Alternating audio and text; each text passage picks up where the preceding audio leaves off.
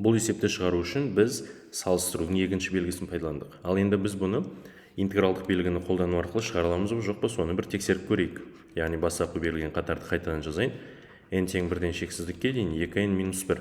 Олай болса fx деген функцияны құрастыратын болсақ, бұл 1 бөлінген 2x азайтылған 1 екен.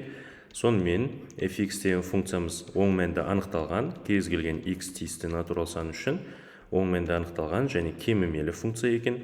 Тағы да бір көріп тұрғанымыздай, бұл берілген функция қандай екен? Үзіліссіз функция екен. Үзіліссіз. Енді кез келген x тиісті натурал сан үшін. Демек, онда біз бұл жерде интегралдық белгіні пайдалана аламыз.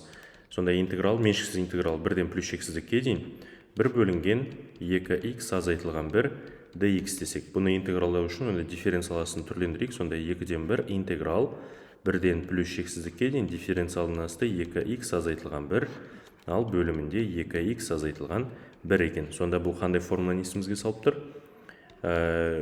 ln натурал логарифмнің формуласын есімізге салады екен. Енді мен қазір онда меншіксіз интегралды есептеу үшін лимит a ұмтылғанда плюс шексіздікке, сонымен бұдан бізде ln 2x азайтылған 1 қандай екен? 1-ден a-ға дейін дейміз.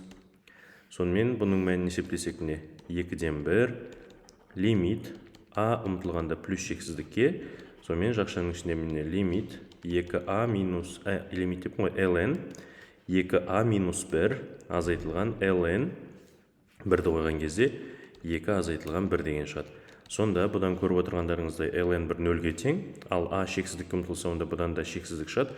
Сонда бұның жауабы бізде не шығады екен? Плюс шексіздік, яғни берілген меншіксіз интегралымыз жинақсыз екен. Сонда бұдан интегралдық белгі бойынша бастапқы берілген мына қатардың да жинақсыз екендігі шығады екен. 1 бөлінген 2n азайтылған 1, бұл да жинақсыз болады екен.